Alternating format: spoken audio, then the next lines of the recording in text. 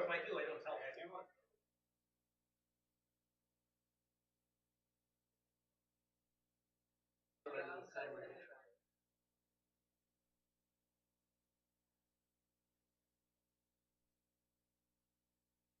I don't really pay attention.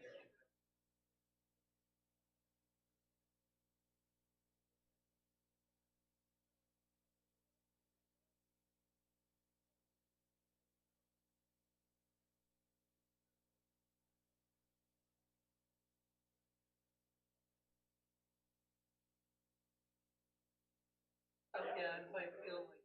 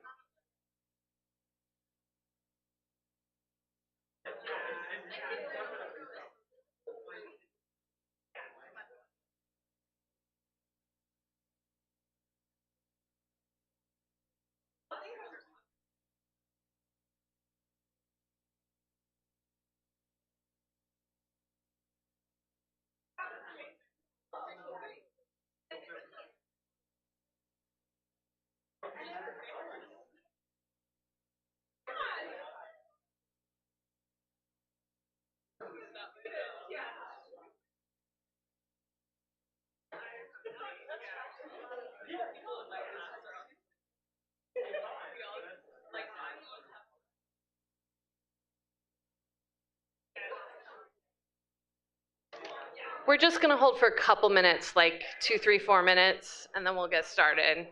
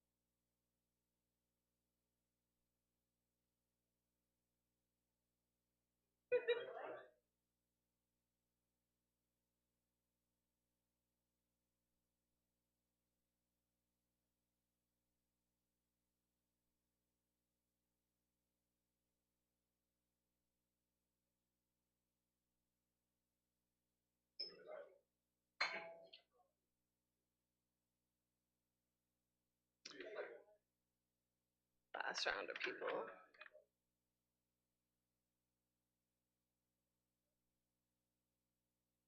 Ready?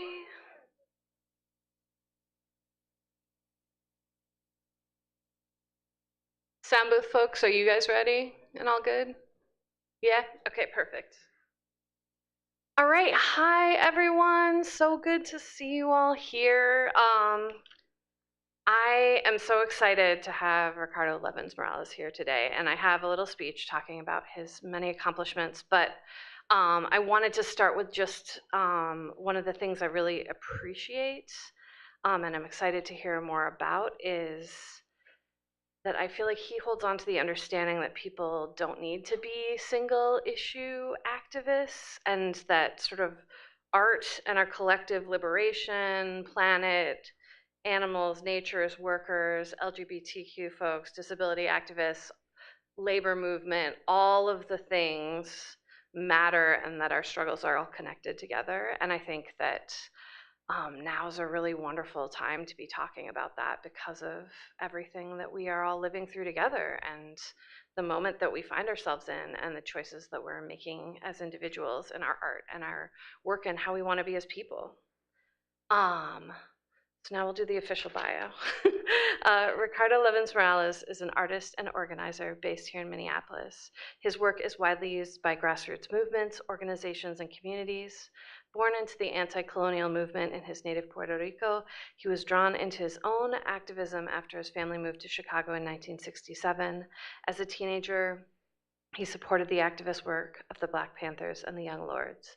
Throughout his career, he has created art in solidarity with many movements. He was a founding member of the Northland Poster Collective, a grassroots screen printing and poster distribution center that operated in South Minneapolis from 1979 through 2009. Over those 30 years, the collective printed and distributed thousands of movement posters, engaging with local and national social issues, including labor rights, organizing, anti-war advocacy, racial justice, LGBTQ+, community advocacy, and women's rights. He shares his knowledge through workshops on social justice strategies and sustainable activism, and is the author of The Land Knows the Way, Eco-Social Insights for Liberation. In 2024, he was named a Distinguished Artist by the McKnight Foundation. Please join me in welcoming Ricardo Levins Morales.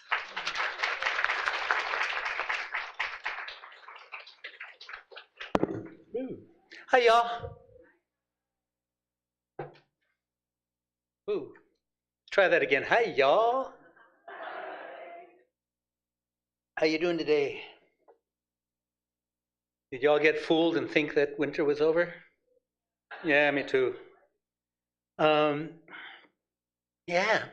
So I'm not going to do a lot of more introduction of myself because the slide I'm going to be showing a lot of pictures, and my what's relevant about my story will come up, as I tell stories about the art. Um, all the things that you just heard about me, I'm thinking about them and listening, and yeah, that's all true. But the thing is that it sounds so impressive when you look at it back as an accumulation of notes. But like anything in life, as you're living it, you're just living day to day and doing what seems to make sense at the time, right? That's how we do. Um, so I brought a lot of art, more than I could possibly linger on. So some I will dwell on and tell stories. Some I will kind of breeze through, and I apologize for that. It's pretty much all findable online, so you can catch up as time goes on, or rather after the fact. But at least it'll give you a teaser. And what I want to do is just show there's some logic to the slideshow I put together, but there's also a certain amount of randomness because I want to show kind of the range of the ways in which art and I and communities have interacted with each other. And I'll say that I have equal parts organizer and artist DNA, so that for me, the combination has always been very organic. I never had to say, well, how do I connect these two separate things?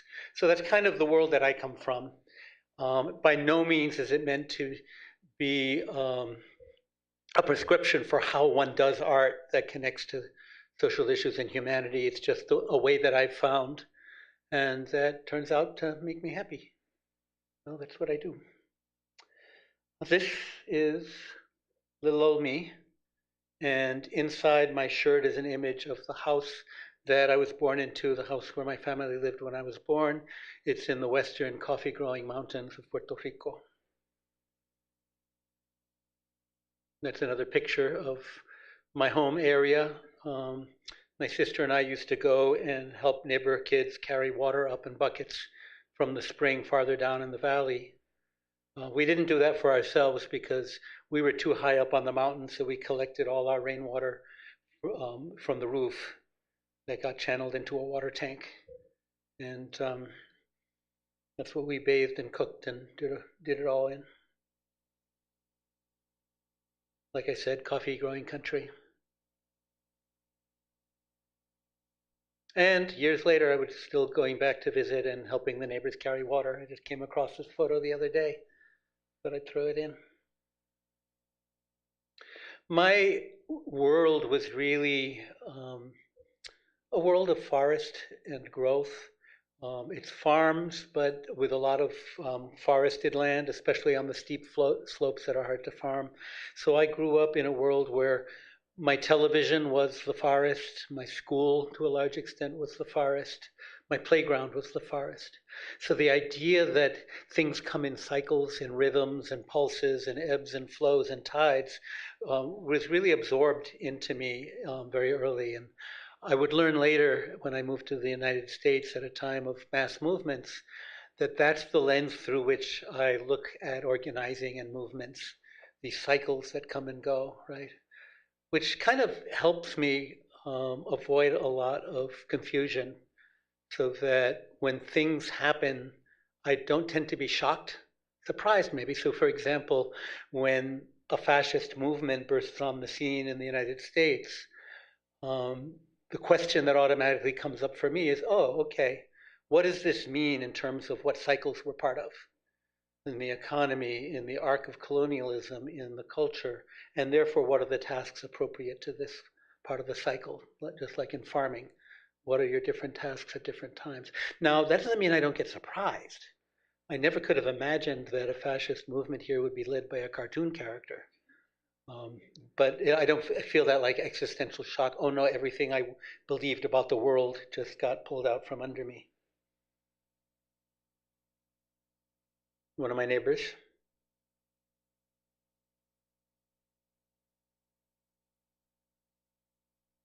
And one of the things I certainly learned from that environment is that how much we're part of those cycles. how much those relationships are just organic to who we are. And our relationship to the land is also based on so many things, not just natural cycles, but economic ones. So this is part of a series that I collaborated with my poet sister on for our community back in Puerto Rico that is just about the history of the community. We learned that a lot of the organizing that we felt was needed in that area couldn't really be done because the pre-organizing hadn't been done. That the young people growing up hadn't been hearing the stories of the community. We needed to help the elders inject some of that memory. This has to do with when the government started forcing farmers to clear cut the forest to grow sun-grown coffee and bananas, which is terrible for the land. It causes erosion, and you need pesticides, you need herbicides, and the quality of the land declines. So the series always have the slogan, La memoria es un recurso natural de Maricao. Memory is a natural resource of Maricao. This is one that I did right after Hurricane Maria, when, what is it? They call it crisis capitalism. Disaster capitalism was in full display with Bitcoin billionaires and Silicon Valley bros and tobacco companies swooping in to buy up land for pennies on the dollar from farmers who had lost all their crops. And it's just a reminder that our homeland is not for sale. Incidentally, farmers who still grew under forest cover, farmers who grew traditional root crops came out okay, but those using Western industrial methods lost everything. And this is a poster I made a few years ago for a film documentary about that very issue, about Puerto Rican farmers, agroecology, food sovereignty farmers trying to gain access to land, while the government threw up all kinds of obstacles, while opening doors for US investors to come in and do the same thing. And this, y'all, is me at age 14 or 15, when, yes, I swear my hair really did used to do that. But that's when we moved to Chicago from Puerto Rico, from the mountains of Puerto Rico to the south side of Chicago in the late 1960s, which I'm sure any of you who know any history know that that was a time when there wasn't much going on. Thank you for that. And this is a cartoon I made at that time when I was about 15. I was 15, it says so right there in the corner. And that was one of the things I did a lot of. I was doing a lot of cartoons in those days. They weren't public at all. They were just me, a kid with typing paper and a pen. But this was when I was in high school for a brief stint, and it just described what I saw. And only a few years ago, it was the files of the police intelligence unit were released showing that, in fact, we were right, that the police were manipulating street gangs to fight each other so that they wouldn't become politicized or activated. And this woodcut of Angela Davis I did at that time, actually, in 1970 when I was 14, and she was on the run from the FBI. She was a member of the Panthers and still a prison activist. And I just want to say by way of disclaimer that none of the other pieces that I made when I was 14 are keepers like this, that we still distribute. I was not that kind of a prodigy, but this one turned out. That was a woodcut. And that was a time when the groups like the Black Panthers and the Puerto Rican street gang that had become activated, the Young Lords, were working on projects that I became engaged in supporting and working with and selling newspapers for. And I learned a lot from that, particularly the way that the Panthers created multiracial alliances, like when they encountered the Young Patriots, a white street gang with Confederate flags and family members back in Appalachia in the Ku Klux Klan. Instead of fighting them, they talked to them, tried to find out why these white kids were hurting in a white supremacist society, came up with the most innovative strategy for finding out. They asked them. and ended up pointing out that the conditions you're facing are similar to ours. Let's work together around housing, around police brutality, and all of these things. It's made me very skeptical about the idea that you bridge differences by building bridges, right? Like somehow you're going to meet halfway and have a half toxic and a half nutritious ideology and everything's going to work out okay. But going down to the level below the chasm that the bridge is built over and finding what is the common ground, and it always comes down to basic human needs. I learned art by copying things that interested me, that I liked. I dropped out of high school early, so that was the end of my formal education. But I would spend hours copying children's book illustrators, cartoonists. This is a much more recent piece, but that was one of the artists I copied, was a caricaturist named David Levins, who did this incredible cross-hatching stuff, and I just fascinated. I still love doing that. So this is a more recent example of that kind of art that I just would copy and copy until I absorbed the techniques. No. I think I might have missed a few things at the beginning here. I did. So since I'm in a room full of artists, I don't get to talk to artists that often. I'm usually talking to activists, so this is really cool. Are there any artists in the house? Maybe. Admit it. But because of that, I'm going to talk a little bit about how I create the art. I use Scratchboard primarily these days.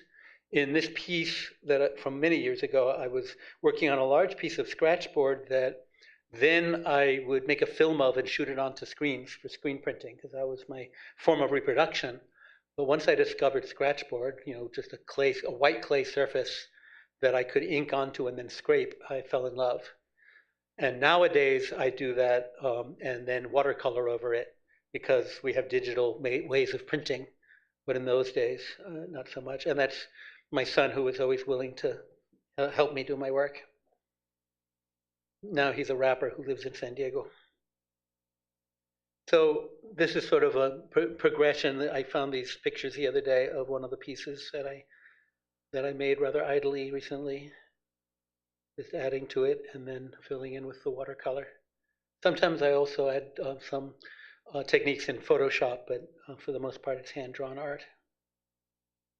And just to be fair, my daughter also helped me a lot whenever she was able. Olivia's 40 years old now and is a local muralist in the community. When she was born and was an infant, she came first, my son came after. I went through a kind of hard time of feeling really frustrated. I was sleep deprived. I managed to get somewhat of a leave of absence from my job as a screen printer, but Olivia woke up a lot, day and night. I was pretty exhausted. I had no time to do art, and that was really frustrating me. And my mother gave me a wonderful piece of advice. She said, set up a piece of art on your drawing table and commit yourself to spending 5 minutes a day working on it. When Olivia goes down to a nap, and because often she'd go down to a nap, and I'd need one too, right? But just spend 5 minutes, and sometimes that turned into 15.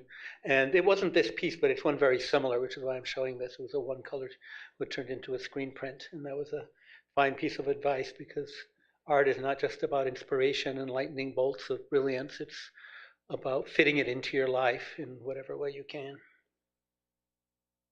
This I did about a week and a half ago. I was back on the farm in Puerto Rico and had a piece of Scratchboard and some tools. So what else am I going to do? Sitting on top of that same water tank, by the way, that is still in service collecting water. This is probably the only piece of work I've done on a black colored Scratchboard, pre-inked. And I'm sharing this just because I like it. And I love the way people see different things, depending partly on generation and partly on art form. Some people see the moon playing congas on the water. Other people see the moon DJing. That's a close-up of the image you saw earlier, the house. And then I'm going to fast forward through these ones that I already showed you.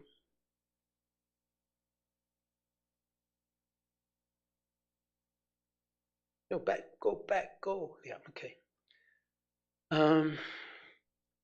This is the only thing I'll show from the brief stint I lived in Boston. Made a linoleum block for the union drive that was happening in the hospital where I was a janitor. But the other thing important in my development about being in Boston is that I sent away for a little instruction booklet and a few materials to start teaching myself screen printing in my bedroom in the apartment that I was living in. I'd seen screen printing in a magazine somewhere and immediately thought, I don't know what that is, but that's what I want to do. You can make art, get it to people at a low cost, and keep one for yourself. I mean, what's not to love? So then I moved to, you might recognize Minneapolis, when I was 20 years old, and got together with other artists, started doing screen printed posters in a basement in this case.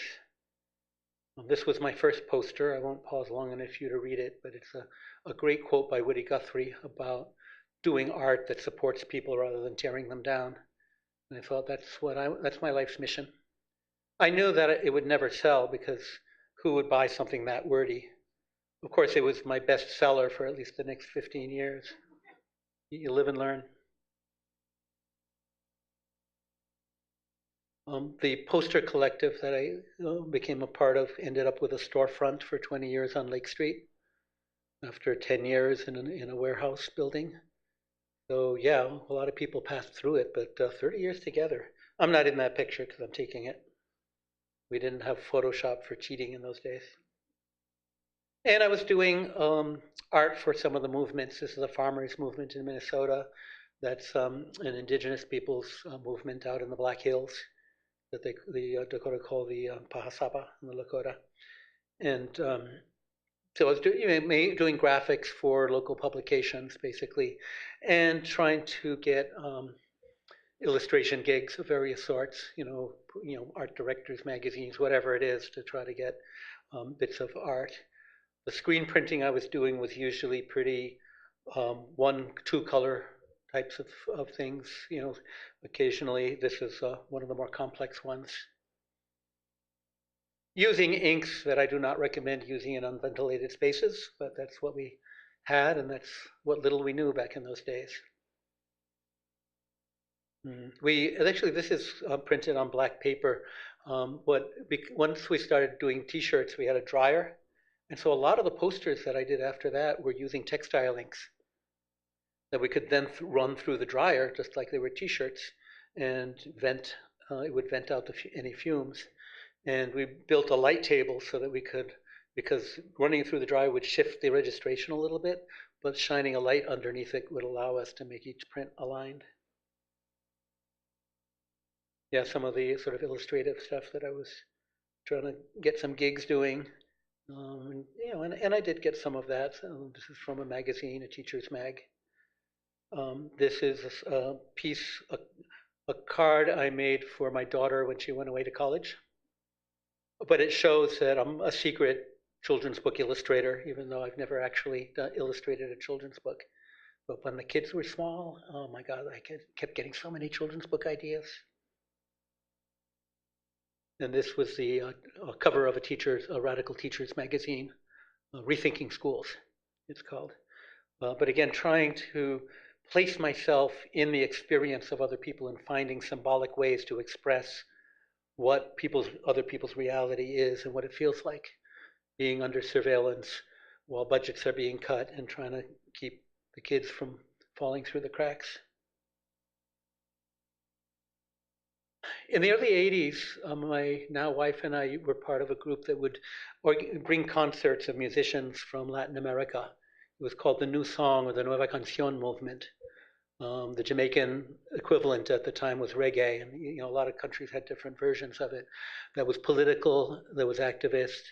And what influenced me about them was that they didn't consider themselves political musicians or artists, they considered themselves people's artists.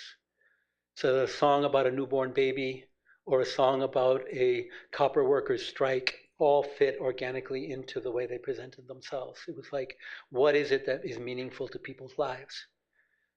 And I love that. And still, to me, making a cartoon, a slogan for a bumper sticker, or a very fine, complex piece of fine art are all equally valid depending on what the purpose is. The main thing is, does it meet the need that it's called upon to meet?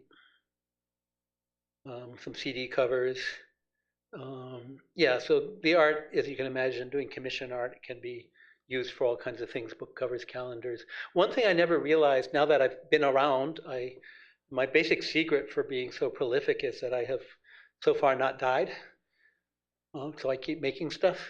But what that means is that I have accumulation of work. So now I have an unexpected income sideline of people saying, oh, can we use this piece on the cover of a book? Can we use this in a textbook? Can we put it in a calendar?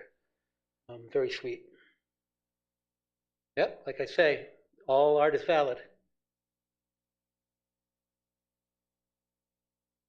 And the range of topics is also whatever life presents. And sometimes I pirated an image from one of my posters to make protest signs during the Black Lives Matter protests here. We sometimes just take images, slap on a new slogan, print them on cardstock, and hand them out at protests.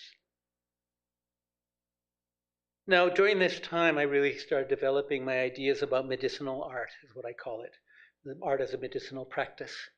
Art that helps people feel powerful, whether it's collectively in situations of oppression or people who just feel unrecognized. It's a mirror that you can reflect back in different ways.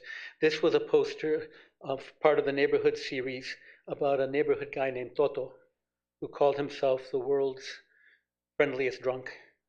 And we made this poster about his work as a child working on the plantation that's photographed in the background, bringing in coffee from the far reaches of the plantation. And my daughter Olivia went to the barrio and heard from the storekeeper when he showed him the poster that Toto had died 2 months before. So we went and visited his daughter and asked permission to release it in the community. And she said, come back tomorrow. And the next day she gave the family's blessing. When Olivia went back the following year, she was told that branches of the family created altars in their homes around that poster because they didn't have any photographs of him other than that one. So small and large, this is from a current struggle that's going on right now in Memphis, Tennessee, against Elon Musk's plan to build the world's largest data center. He's already running several with unlicensed and polluting generators. And they sent me a wonderful photo. I couldn't find it in time to share with y'all, of a whole crowd of people out on the street holding up enlargements of that. Yeah, logos. I will say no more. And medicinal means useful. When Trayvon Martin, a black teenager in Florida, was killed by a racist vigilante, people asked me, are you going to make a poster about it? And it was like, well, I'm not a reporter. I don't make art about everything that happens, only if it feels like it fills a need. So I looked out on the internet, and what I found was a lot of art being made about him, but it was all very hopeless. It was all like nothing ever changes. And there's a kernel of truth in that, but it's not medicinal. So I found a quote from a civil rights leader that talks about, yes, this thing keeps happening, but there will be a time when it no longer will, and we're looking toward that time. And this one went, what today would be called viral. It was used on protest signs. His family requested copies, and it's been more places than I can imagine. But that's not the measure of success for me. This is one that I made for children with incarcerated parents.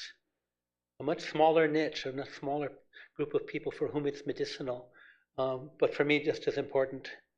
You don't have to be part of a large group that marketers to be marketed to. You need to be part of a large group, right? But if we're talking about medicines, then you create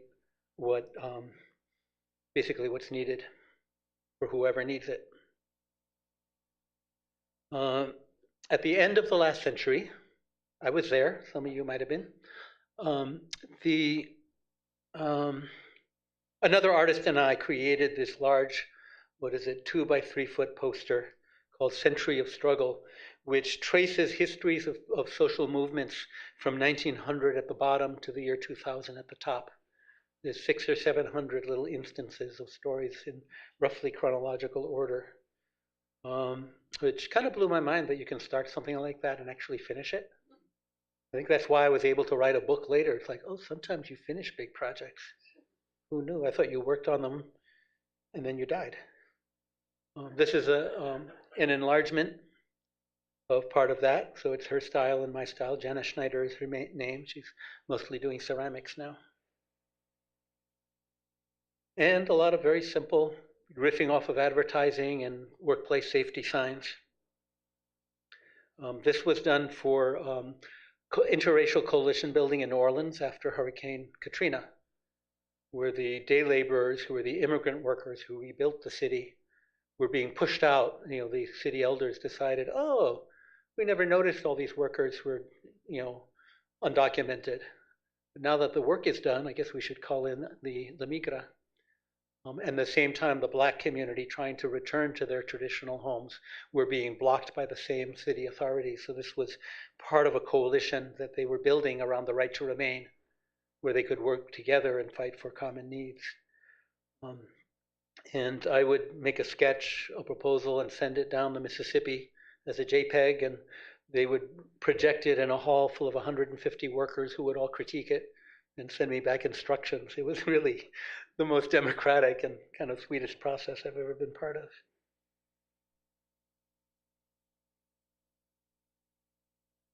There are a lot of ways to tell a story. Isn't that one proud-looking little chickadee? I mean, we got to know who we are, right? And we got to know more than that. This is Ella Baker, that civil rights mentor and leader who was quoted earlier. She says, in order to see where we are going, we must not only remember where we have been, but we must understand where we have been. So a lot of the art that I bring up is, because of the moment that we live in, I'm bringing up what are the threads or stories from the past that will be useful in this moment. Just like when you encounter any new situation in life, what are the memories that pop into your head? Something similar, something related, something that might be helpful in the moment. And that's equally true in social movement moments. And one of the things that's true is that interconnectivity, right? This is a seed packet. It says that they're best when planted together. That the nonprofit era of the last 40 years has taught us to think about issues as separate things that you compete for funding for, the kind of brands that you protect, whereas organic social movements are all about creating a healthy ecosystem, which means it really is not a competition between needs, but a synergy.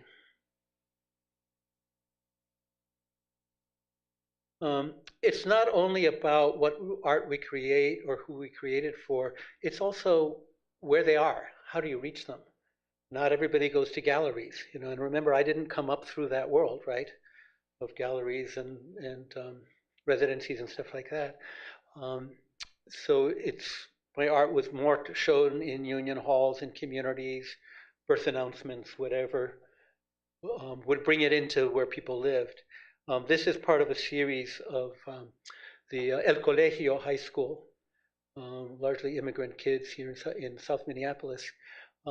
Every February puts on a Valentine's Day auction where they hand out wooden heart-shaped pieces of wood to Latina artists throughout the community, and we get to do whatever we want on them, and they auction them off to support scholarships for the kids, along with the Chicano Latino Studies program at the U. Yeah, this one, I don't paint a lot. Have never really learned acrylic or anything like that. I'm trying to do a little bit more of that to expand my horizons.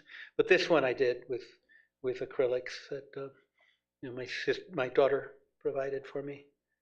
And this one I just used scratchboard. I cut a heart-shaped piece of scratchboard because that's my default, and glued it to the wood. This is another one. This is one where I wanted to create a piece of art about Gaza and Palestine that wasn't just about horror and atrocity, but about resilience and the inherent beauty of the land and people. This one I made with a dear friend who used to work in the collective when she was a teenager, who passed away last September. Simone Senegals worked with the Indigenous Environmental Network and was a leader in the Missing and Murdered movement. And she created this beautiful call and response. If you get a chance to look on my website, spend a little time on it, that as soon as I saw it, I called her up and say, can we do a poster? And they would use that and hand it out at their events. I'm going to move a little faster here, but this is something I created in the early days of the COVID pandemic. It says, what to do in a pandemic, our cousins know.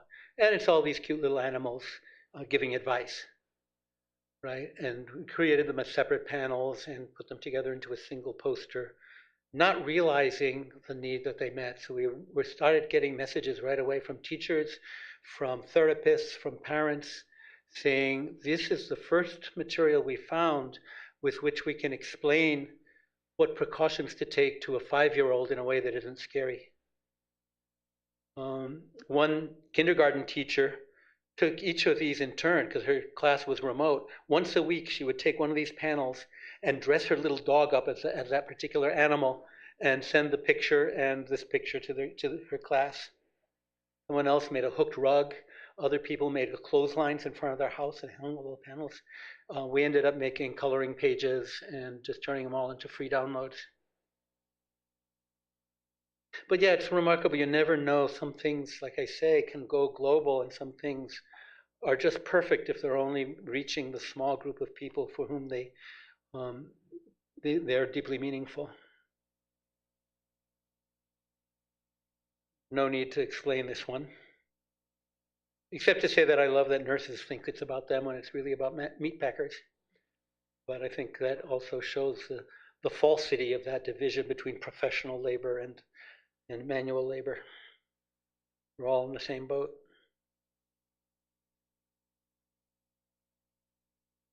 And that was again meeting a need with many people locked in to family situations that could be fraught, either because they were abusive or they could lead to abuse.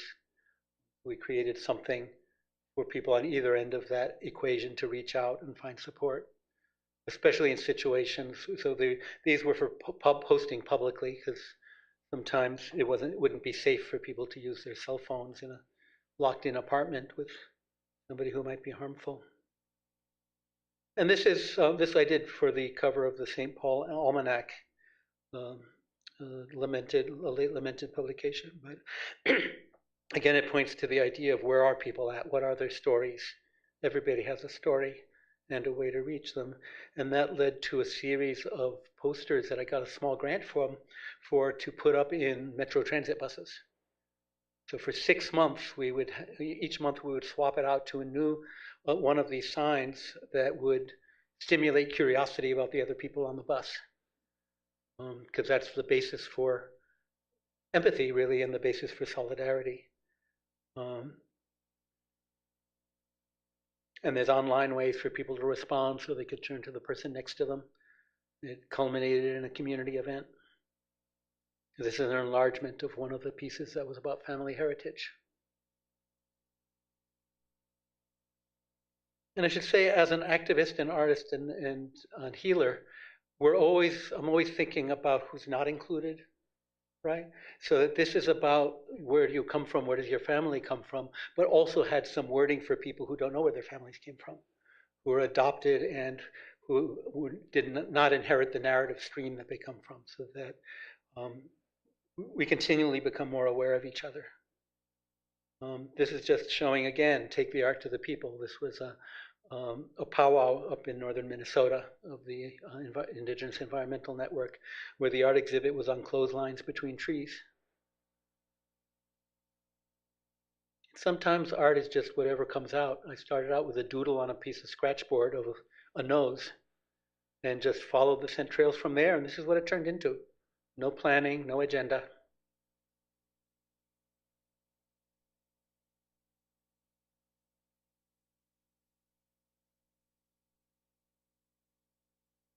Yep, cats.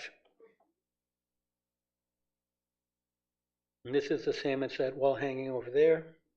I'd fallen in love with the way organizers in the US South have a tradition of mentorship that is so ingrained they don't even know how to talk about it, of passing on generational knowledge in a way that is both given freely and received well.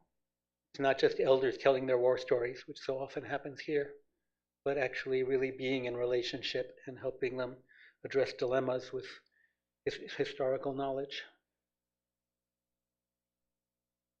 And I'll read this one as I'm coming to the end here. It says, a wetland receives the water that flows into it and slows it down, allowing sediments to drop to the bottom. It absorbs the excess nutrients, while plant roots and microbes break down harmful chemicals. Then it passes the water on, cleaner and safer to those downstream. Be a wetland. And that's true for intergenerational trauma healing, for parenting, I can tell you that, for lateral trauma healing, so we're not passing on our injuries to the people around us, and ecosystems provide so many models for telling us what's possible as the organic animals that we are. And that's what we got. And that's all I got.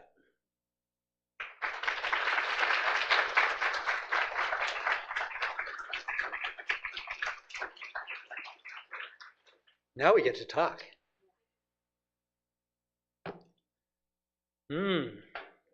So can we flip the script here and bring up the house lights? Nobody gets to hide. Oh my goodness, I forgot about my coffee, and I'm a Puerto Rican. Shame. Oh, and I just want to do a shout out for the people who are watching online and streaming. Yeah, we know you're there too. Hi, y'all.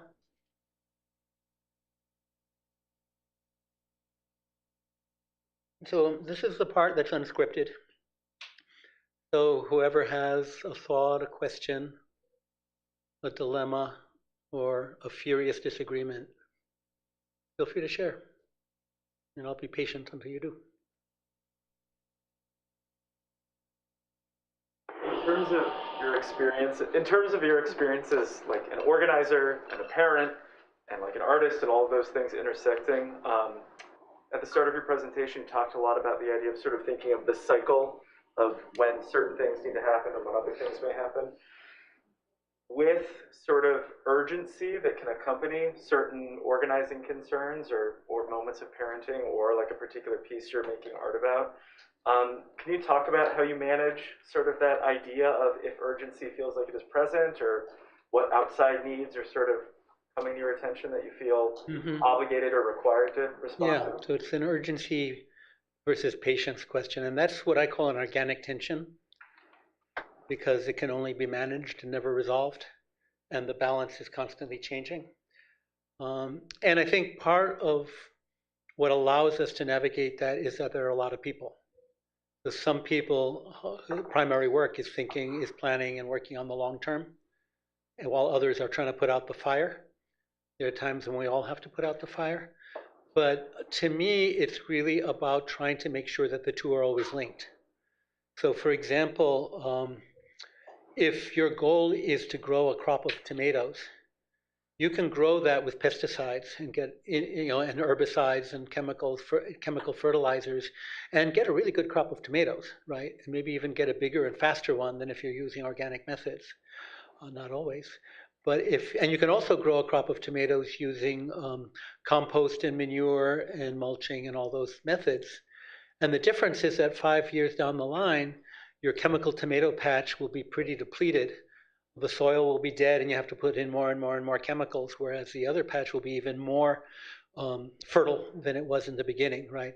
So how do we organize in ways that are responding to urgency while feeding the soil of the future? So for example, if you're part of a group that's organizing to prevent the deportation of a community of Cambodian refugees, right? One way to do that is to say, we agree that the borders need to be sealed. We agree that immigrants and refugees are a problem, but we're the good immigrants, right? So give us an exemption, right? So that's a way that you can actually possibly win what you're fighting for at the same time that you're making the narrative soil more toxic for other people and making it harder to organize farther down the line. So that's what I mean, that even in moments of urgency, we try to work in ways that are building relationships and building a deeper consciousness. That's probably the best I can describe that. Another piece of thinking long term, though, is understanding that everything we're doing is echoes of the past as well. That if there are any, if you, whatever kind of, if you think about any kind of music you love listening to, if you know anything about musical history at all, you'll be able to hear the other genres of music that fit into it. The Arab music that fit into Spanish music, that fit into Caribbean music, that fit into, New York music scene where it mixed with klezmer and salsa, right? The same thing is true of movements. That's how I read movements, is all of the echoes, so that in the current situation we've had with ICE, you have a movement that has equal weight given to mutual aid, as they call it, and confrontation. Well, that harkens back to the activism around the AIDS crisis, right? Those elements are always in combination, but rarely are they so evenly balanced, right? And then that goes back even farther to the Underground Railroad, because the Underground Railroad was also helping people escape, dangerous labor situations where they were being basically exploited, but also, more importantly, it wasn't just about hiding people and moving people. It was about providing food and clothing and connection and transportation and medical assistance, right? So understanding ourselves as embedded in a much larger, slower moving current, I think, can help us not lose the thread, not lose track of what we're part of when we're dealing with the immediate crises. Thank you. Mm-hmm. Can you speak more? You got to speak up. I'm an old guy. Yeah. I really struck about how you're talking about art as medicine. And can you speak to a little bit how that came about for you, or the language of that, or how you started identifying what you're making as medicine? Yeah, how I came on the art as medicine approach to things. Actually, it was my sister doing her historian work, community history, first came up with the phrase medicinal history. I thought, oh, so it wasn't about that giving me the idea, but it was about me recognizing in her phrasing what it is that I'm doing, right? The same way that when I was learning about trauma, both for family reasons and because I was, just learning about the new thinking that was happening and how trauma affects movements and such. I remember hearing some speeches by Malcolm X. Now, Malcolm was dead by the time I had come to the United States. He wasn't part of my universe. The people he influenced, like the Black Panthers, were, but I didn't know that much about him.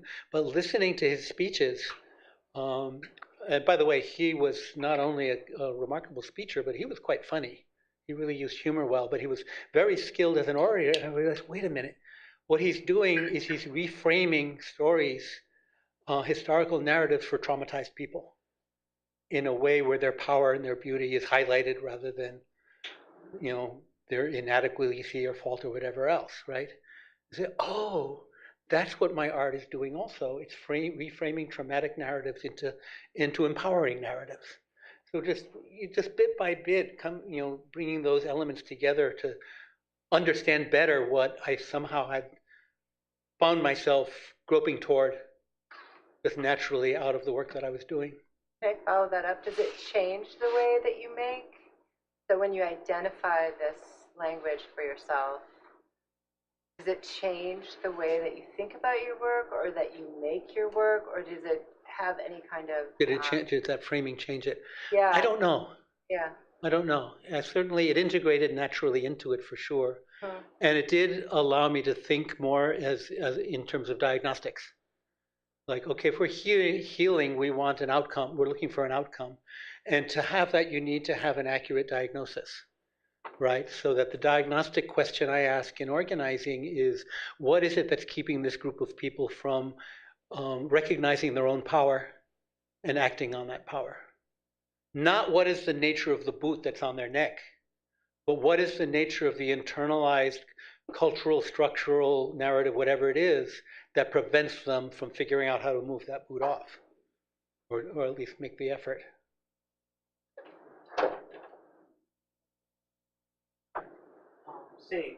About those artworks we saw in your presentation, do they make these artworks to show inspiration to other artists?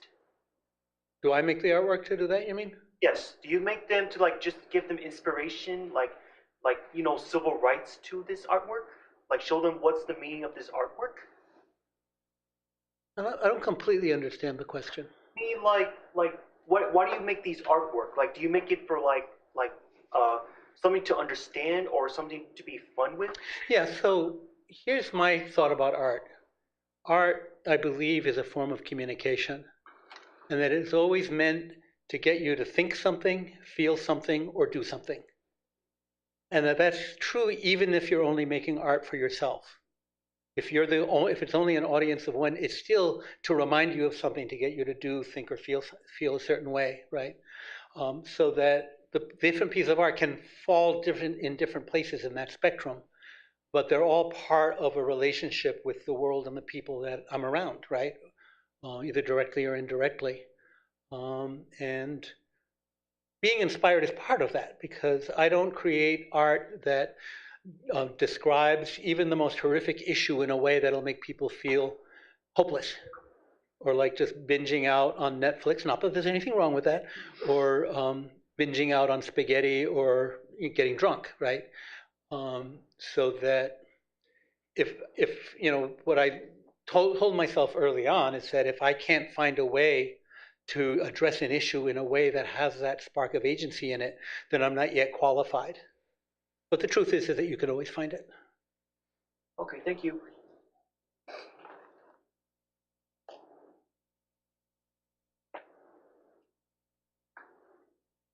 What does your ideation process look like when you're planning a piece? Like, how do I come up with it? How do I? Right. It's all over the map. A lot of posters I made when I was young, sort of inspired by the screen printing traditions of the time. I would look for a quote or a verse from a song. I was working a lot with music, even though I'm not a musician. I'd find a verse that said something I really wanted to say, or I'd come up with the phrasing myself. But it can also come from completely different places.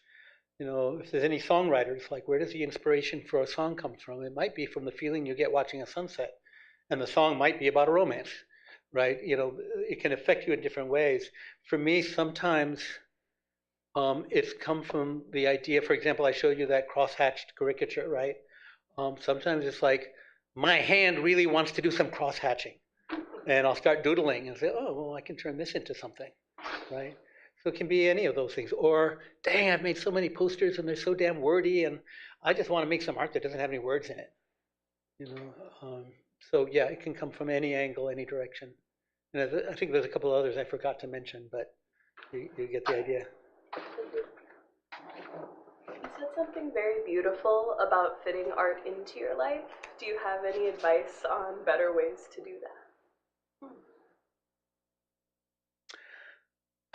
This is about fitting art into your life. I think maybe this is sort of an indirect way to start, but I think maybe the most foundational is self-forgiveness. Like, not have certain expectations of what you're required to be to think of yourself as an artist, or what you're required to do. You can not have done art for 10 years, and that might mean that you've gravitated to other forms of self-expression and you're deep into cooking and that satisfies your need. It could mean that for whatever conditions you always wanted to come back to it but never have. I would call that person an artist who isn't making art, right? So just be completely, so whatever way in which art is fitting into your life is the way in which you are an artist. And then the question is, well, what do I want? Right? I want to spend much more of my time doing it. What are the conditions? Thinking about it strategically. What are the conditions that are blocking that? And there are a lot of realities to deal with. When I was working in that union drive in Boston, a I was starting to use art in the organizing, right? And I simply assumed that I would always be working in factories and hospitals and places like that, and that I would be doing art in the evening, and I became blessed over time by an evolution of the reality I was living, that I could do other things. Another consideration is what kinds of compromises you want to make in doing the art. So, for example, I was working as a screen printer in a t-shirt shop, and the bosses offered me a job in the art department, doing like art for family reunions and school teams and that kind of thing. And I turned it down because I felt that it would exhaust my creative juices. My friend Richard accepted a position in the art department, and for him, it fed his creative juices. He would go home and paint, right? So it's a lot of self-reflection, I think, of what works for you. And again, understanding that all of us are facing conditions that are not of our making. Our class position, our income possibilities, the communities we live in, the degree of support or non-support we get from family. And just think of those as the clay you have to work with, the materials, and how do you introduce intention into that so that what sprouts is something that feels satisfying, that makes you happy. Thank you.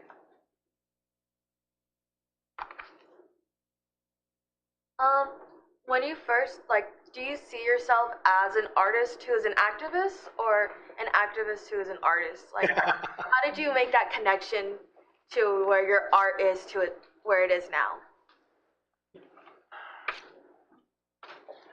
In some ways, if I had to define myself, it would probably be as an organizer, because what I want to have happen in the world is fundamental, and art is one of the main channels I use.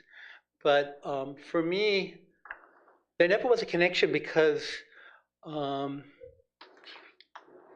I've always created art about what mattered to me. And this is sort of my elevator summary of it, that when I was 5 years old, that was chickens.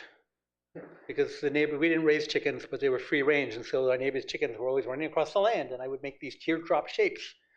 A little teardrop inside a mama teardrop chicken.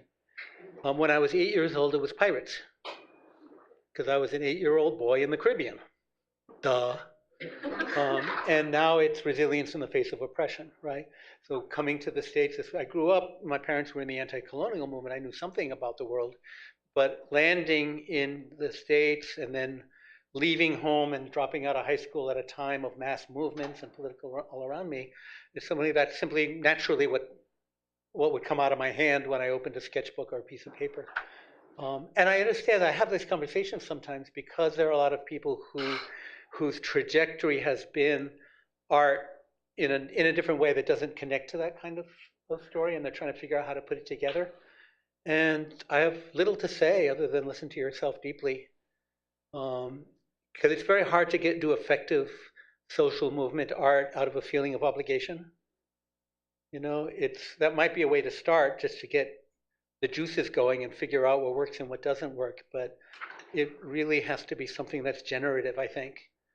And then that also means social change isn't something that one person can do. So it does mean being in relationship, being in community, contributing your art to an exhibit even when you don't feel you're ready, because it's the feedback and the response that will propel you forward. And I should say also that for some people, the way you contribute to making a better world might not be through your main art form.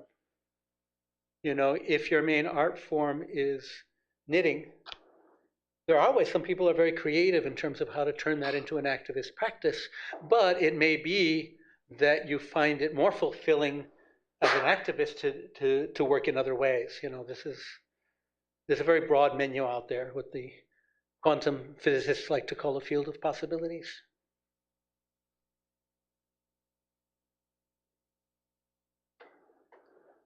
I noticed that nature is a big inspiration in your work. Do you ever work outside on those pieces, or work with natural materials when doing those sort of themed pieces? Oh yeah, and I think about scratchboard. I can carry it around anywhere.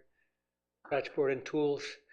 In fact, that one I showed you at the beginning, a songwriter holding a guitar that I showed you several stages of, that was one day when my wife and I were going to go down to Minnehaha Falls and listen to some music in the park.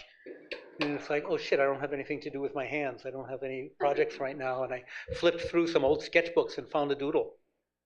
Okay, I'm going to tear that out, bring it with me, sketch it onto a piece of scratchboard, and just start doing it. So yeah, when I do that, and of course the stuff I did on the farm in Puerto Rico.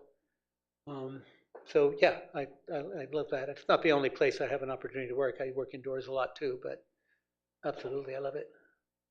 That's usually when I'm doing the initial, because you notice that my art is basically black and white art to which color is added. You know, not in all cases, but most of it, if you made the color disappear, the art would still be clearly legible. Because I started out as a child with two materials, pencil and paper. So it was all black and white. That part is easy for me to be portable and carry around. When it comes to lots of little jars and tubes of watercolor or acrylic ink, I like to be at a table for that indoor space. I feel that, I feel like I noticed through a lot of your art there is like a lot of this inspiration that you either like really right there where it's like images of where you grew up, or just in how you talk about it and how you explore certain topics. There is like those elements of your identity and where you're from. Do you, or have you at any point in your life felt like by using that as a center point or as a perspective in your art that you are in any way, and I want to clarify before I say this is coming from like a space of like where I am and where I know I have had insecurities, and I don't mean this accusatorily, in any way making a caricature of yourself, or if you ever had a worry that like you are commodifying your identity, and if not, how have you avoided that, and if so, how have you avoided that?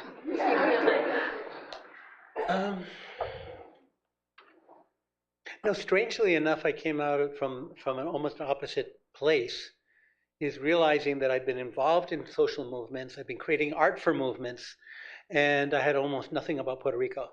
It was like, oh, what's that about? And I actually got a artist residency to go up near Split Rock. There were some cabins that were being used as an artist residency. And I got to spend a week or 10 days just for the purpose of making some posters about Puerto Rico.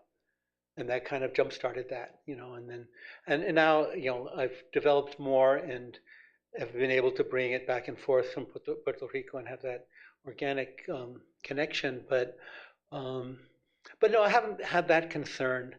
In fact, it's really interesting that in a time when people are so vigilant about cultural appropriation, that I've actually gotten no blowback about the fact that I create a lot of work that relates to the Black community, Indigenous, Asian American, and so forth.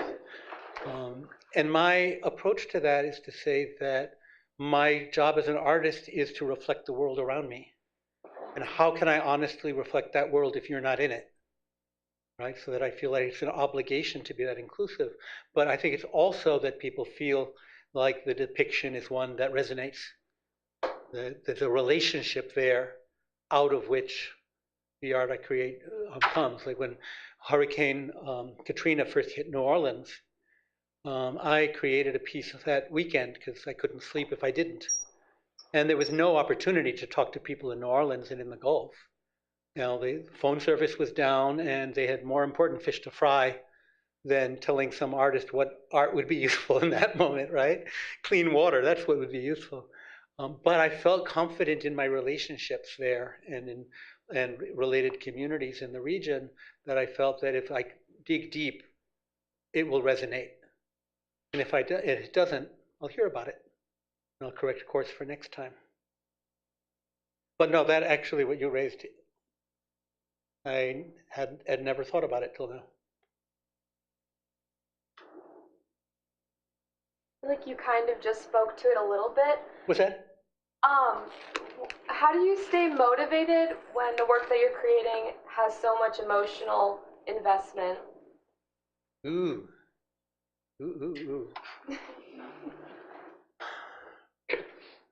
I think because it feels like action. You know, it doesn't feel like, you know, even if I'm dealing with hard issues, it doesn't feel re-traumatizing because it's always about moving forward, right? Which is the antidote to trauma, the antidote to paralysis. So I think it's the fact that I'm not operating over an underlayer of despair the way many people in our culture are. They're trying to find hope to attach on top of that. My theory about this is that sensory information comes to us and our emotion processes that into a message. I should be scared. I should be go get some food. I should stretch my leg. You know, I should be angry. These are all emotions and they give us useful information. Despair, I don't think, is an emotion. I think it's a malfunction of our emotional immune system. Because instead of giving me actionable information, it says, don't bother. The world is a place, there is no hope, don't bother looking for it, and it prevents you from seeing the possibilities. So I think the fact that for whatever reason, and I could speculate, but I don't want to, whatever reason I seem to have been immune from that particular malfunction, allows me to approach issues in a way that don't feel like they're suppressing my immune system. You know, it feels like, oh, this is an antidote to what's wrong, and that just feels encouraging. You know, and if it's something that isn't being addressed, all the more so. Wow, I'm doing something that's helpful, right? Because again, I don't do art about everything that's going on. I do art where I feel that what needs to be said is not being said by other people already. Because I have no need to hone in on other territory, especially if it involves younger artists. You know, I have some cred at this point. I have some reputation. So why should I put a piece of my art to address an issue that other artists are already putting out there and that could get sidelined if they can get me to do something? I mean, I'm answering more questions than you asked, but. Thank you. Yeah. It's a heal or heal thyself type of situation. It's like what, to me, it's not a question of what is it that can make you hopeful, but what is the injury that is so tremendous that it has interfered with and blocked your inherent instinct to be hopeful, right? Because any mouse scurrying around the forest floor looking for a seed, any roots of a fern snaking toward moisture in the soil, those are all driven by hope. Those are all driven by the organic, natural instinct of any organism to move toward what will make conditions better than they are now. And that's hope. And despair prevents us from even asking the question of what can I do?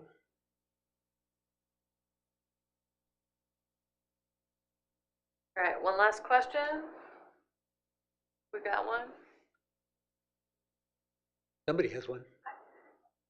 Your work reminds me of like the optimistic spirit of the Twin Cities that I think I grew up with, and I really appreciate that vibe, I guess I would say. And I was wondering how you're thinking about that idealism within the Twin Cities now after the experiences we've had in the last couple of months, and do you feel like affirmed in that, or do you feel cautiously optimistic or concerned that it's absent? But that kind of spoke to me of like that sense of optimism that I think I attached to this city having grown up here. Interesting. Yeah, I mean, basically, I was astounded by the way the community crystallized into immediate, organized, and active resistance. Yeah. Different layers of the community, including sectors of the community that you wouldn't think would put their lives on the line in support of other people who are marginalized. It's really, you know, I've always had a foot in two worlds, Puerto Rico and here, and the foot that's here gained a lot of weight just from what's happened recently. Now, having seen a lot of waves and cycles, I know that a lot of people who came out and were out there on the front lines, for some of those people, it's like we need to be moving toward a better world. For other people, it is we need to move back to the good old days, the way things were 10 years ago. right?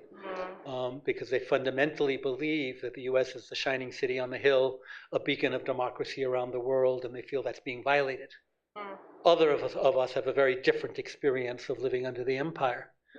And so it's inevitable that many people who sort of have that, what I call a naive view, who have come out, will want to default back to that belief system and that comfort when the opportunity arises. But I wouldn't despair about that, because there is no there to go back to. And the empire that once could create a large amount of illusion no longer can. That's why there's fascism, right? They have to find other ways to maintain control for the wealthy. So the people who, just like people who came out after George Floyd and then nothing, but then now they're coming out again, even though they missed several movements in between. So it's an ongoing organic process. And the people who will sort of gravitate back toward that comfort, that's a fence that you can't really sit on for very long and wait for them in the next crisis or the next wave or the one after that. It's a lot of teachable moments that accumulate. And like for the last 15 years, we've had an accumulation of movements, starting after the Arab Spring, the Wisconsin labor uprising, and Me Too, and Black Lives Matter, and Occupy, and Standing Rock, and Palestine, and Line 3, right? All of these happening, the Dreamers, the Dream Defenders, all of these happening in a short enough period that the memory is retained. When I came into activism in the 60s, there had been a long desert from the movements of the 1930s. You had World War II, you had McCarthyism, but now the memory is retained. We have these waves in succession, and I want to point out that none of those movements that I just listed came out of the world of the nonprofits, sort of the funded organizing spaces. Many of them have had to adapt and pivot to it, but that's not where new movements come from. Thank you. Thank you all.